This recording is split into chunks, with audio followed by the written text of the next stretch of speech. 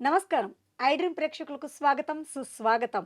ద్వాదశ రాశుల్లో నవగ్రహ స్థితి ఈ మాసంలో ఏ విధంగా ఉంటుంది? అలాగే 2026వ సంవత్సరం మే నెలలో ఏ రాశి వారికి ఏం జరగబోతోంది? ఇలాంటి ఆసక్తికరమైన విషయాలు తెలియపరచడానికి మనతో పాటు ఉన్నారు శ్రీ జ్యోతిష్యరత్న, జ్యోతిష్య చక్ర వైభవ నిపుణులు డాక్టర్ రాళ్లపల్లి రవికుమార్ గారు మనతో పాటు ఉన్నారు. వారితో మాట్లాడదాం. నమస్కారం గురువుగారు. నమస్కారం అమ్మా. గురువుగారు, ద్వాదశ రాశుల్లో ఈ మాసంలో తీసుకున్నట్లయితే నవగ్రహ స్థితి ఏ విధంగా ఉంటుంది? తప్పకుండా అమ్మా. శరదిందు సమాకారే పరబ్రహ్మ స్వరూపిణి వాసరాపీఠ నిలయే సరస్వతి నమస్తుతే. ఐ డ్రీమ్ ప్రేక్షకులకు నమస్కారం. మామూలుగా ఏంటంటే ద్వాదశ రాశుల్లో నవగ్రహాలు ఎక్కడ ఉన్నాయో తెలుసుకుంటాం. తెలుసుకున్న తర్వాత ఆ స్థానాల్లో ఆ గ్రహాలు ఉంటే కనుక ఈ మాసం అంతా ఏ ఫలితాలు ఇస్తారో ఏ రాశులకి దాన్ని బట్టి మనం తెలుసుకోవచ్చు అన్నమాట. దానికి ముందుగా ఏంటంటే మనకి సూర్యుడు రవిగ్రహం వచ్చేసి మనకి మే 15 నుంచి ఏమో మనకి వృషభ రాశిలోకి వస్తాడండి. సో మే 14 తారీఖు దాకా మటుకు మేషరాశిలోకి ఉంటాడు. సో ఏప్రిల్ 15 టు మే 14 మేషరాశిలో, మళ్ళీ మే 15 టు జూన్ 15 దాకా ఏమో వృషభ రాశిలో ఉంటాడు.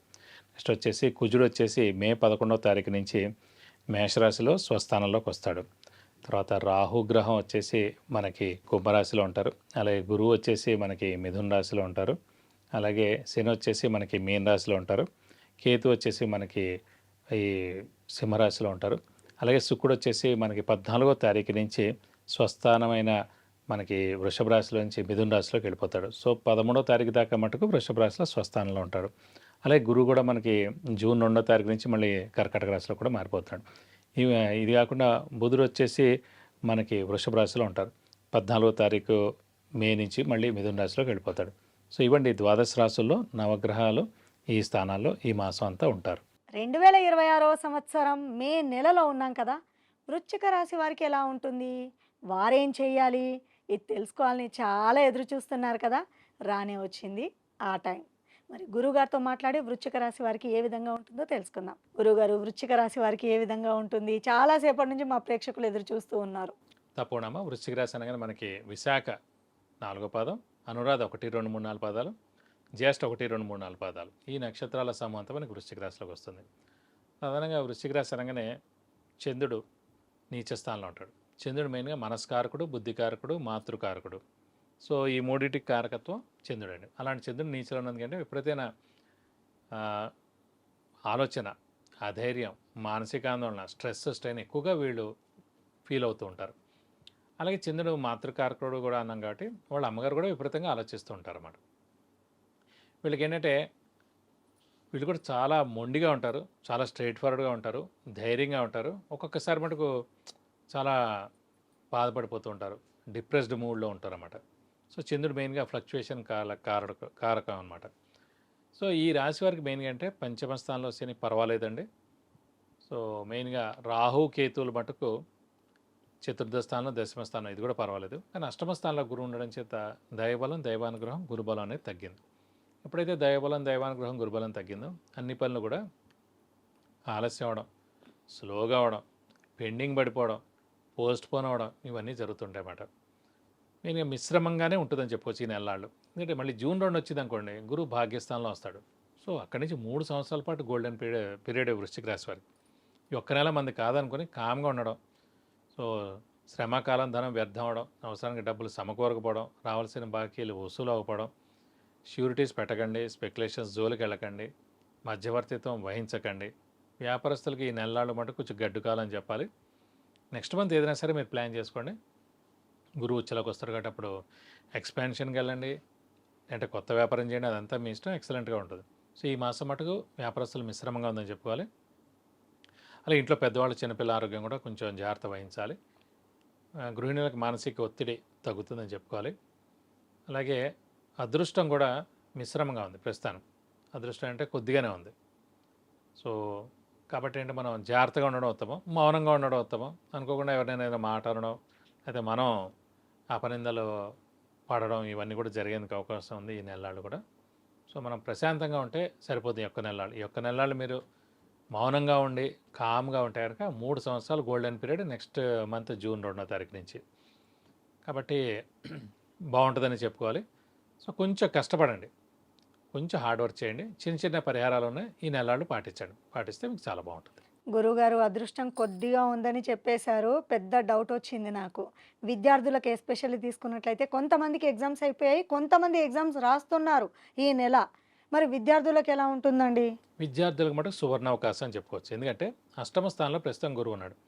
జాతరీత్యా కూడా ఎప్పుడైతే అష్టమ స్థానంలో గురువు ఉంటాడో తల్లిదండ్రులు దూరంగా ఉండి ఉన్నత చదువు చదువుకోవడం, లేదంటే ఉద్యోగం చేయడం అనేది ఉంటుందన్నమాట. సో ఇప్పుడు అనుకోకుండా గోచారీత్యా అష్టమ స్థానంలో గురువు ఉన్నందుకు వీరికి మంచి ర్యాంక్ సాధించడం, మంచి సీట్ పొందడం, మంచి అడ్మిషన్ పొందడం మంచి యూనివర్సిటీలో అనేది ఉంది. అందుకే వాళ్ళు దూరం వెళ్ళి చదువుకునేది ఉందన్నమాట. అటు ఫారిన్ అవ్వచ్చు, లేదంటే వేరే స్టేట్కైనా. సో అందుకు విద్యార్థులకు చాలా బాగుంటుంది చెప్పుకోవచ్చు. జూన్ 2వ తారీఖు తర్వాత వచ్చే రిజల్ట్స్ ఏమన్నా కూడా అవి ఇంకా అత్యద్భుతంగా ఉంటాయి. ఎందుకంటే అప్పుడు గురువు ఉచ్చలో కూడా ఉంటాడు కాబట్టి. సో విద్యార్థుల మటు సువర్ణ అవకాశం అని చెప్పుకోవచ్చు. ఆర్థికంగా ఎలా ఉంటుందంటారు? ఆర్థికంగా కూడా ఈ ఒక్క నెలలాళ్ళు మిశ్రమంగా ఉంటుందండి. ఎందుకంటే గురువు అష్టమ స్థానంలో ఉన్నాడు కాబట్టి వీక్గా ఉన్నాడు. సో కొంచెం ఖర్చులు ఎక్కువగా ఉండడం, అప్పులు వాళ్ళ బెడద తప్పకపోవడం, మనం కొత్త అప్పులు కూడా చేయాల్సి రావడం, అనవసరమైన ఖర్చులు మన నెత్తిమీ పడడం ఇలాంటివన్నీ జరుగుతాయి. సో జూన్ 2 వస్తే మటుకు ఆర్థికంగా అత్యద్భుతంగా ఉంటుందని చెప్పుకోవచ్చు. అమ్మో! మీరు చెప్పడం వింటుంటే ఖచ్చితంగా పరిహారం అవసరమే అనిపిస్తోంది. మరి ఈ రాశి వారు ఎలాంటి పరిహారాలు ఆచరించాలి? ప్రస్తుతం మనకి అష్టమ స్థానంలో గురువు ఉన్నందుకు గురువుకే మనం చేస్తే సరిపోద్ది పరిహారం. ఈ 4 వారాలే ఉంటుంది ఈ మే నెల కాబట్టి ప్రతి గురువారం ఉపవాసం ఉంటే చాలా మంచిది. అలాగే దత్తాత్రేయ స్వామి, మేధా దక్షిణామూర్తిని ఎక్కువగా పూజిస్తే మంచిది. సో ప్రతిరోజు మేధా దక్షిణామూర్తి మరియు దత్తాత్రేయ స్వామి అష్టోత్తరం చదువుకుంటే మంచిది. దత్తాత్రేయ స్వామి టెంపుల్కి వెళ్ళి 41 ప్రదక్షిణాలు చేసి వీలైతే అభిషేకం కానీ అర్చన కానీ చేస్తే సరిపోద్ది. సో వీరందరూ కూడా జూన్ 2వ తారీఖు నుంచి అత్యద్భుతమైన రిజల్ట్స్ ఖచ్చితంగా 100% వస్తాయని మనం చెప్పుకోవచ్చు. సో తెలుసుకున్నారు కదా, అదృష్టం కొద్దిగా ఉన్నా కూడా విద్యార్థులకి ఎగ్జామ్ విషయంలో, చదువు విషయంలో ఏమాత్రం భయపడాల్సిన అవసరం లేదని తెలుసుకున్నారు. మరి పరిహారాలు కూడా పాటించడం తప్పనిసరి అండి. చాలా చక్కని వివరాలు తెలియజేశారు గురువుగారు. ధన్యవాదాలు. నమస్కారం. సో తెలుసుకున్నారు కదండి, మరి వివాహం, ఉద్యోగం, విద్య, గృహప్రవేశం, వాహనము, విదేశీ ప్రయాణము ఇలా రకరకాల ఇబ్బందులతో బాధపడుతున్న వారు ఏం చేయాలా అని ఆలోచించకుండా వెంటనే కింద స్క్రోల్ అవుతున్న నెంబర్స్కి వాట్సాప్ ద్వారా లేదంటే కాల్ చేసి మీరు అపాయింట్మెంట్ తీసుకొని వీటి నుంచి బయటపడే మార్గాన్ని సులువుగా మీరు గురువుగారిని అడిగి తెలుసుకోవచ్చు. నమస్కారం. And for more videos, Please subscribe to iDream channel. Subscribe to iDream Media. Please subscribe to iDream. Please subscribe to iDream. Please subscribe iDream. And please subscribe to iDream. For more videos, subscribe to iDream. please like, share, and subscribe to the channel. Congratulations, iDream. Subscribe to iDream. Subscribe to iDream. So subscribe to iDream Media. iDream ki iDream team andarki huge congratulations. Please subscribe iDream Media. Please subscribe to iDream. Subscribe iDream. Please subscribe to iDream. iDream అంటే నా కళల channel subscribe చేసుకున్న నోరు తిరుగుతలేదు. మీరైతే గంట గుర్తు కొట్టండి. For more such videos, please subscribe to iDream. Subscribe to iDream. Please subscribe to iDream. Please subscribe iDream Media. Please do subscribe to iDream. Please subscribe to iDream Media. For best entertainment and information, please subscribe iDream. And don't forget to subscribe to iDream.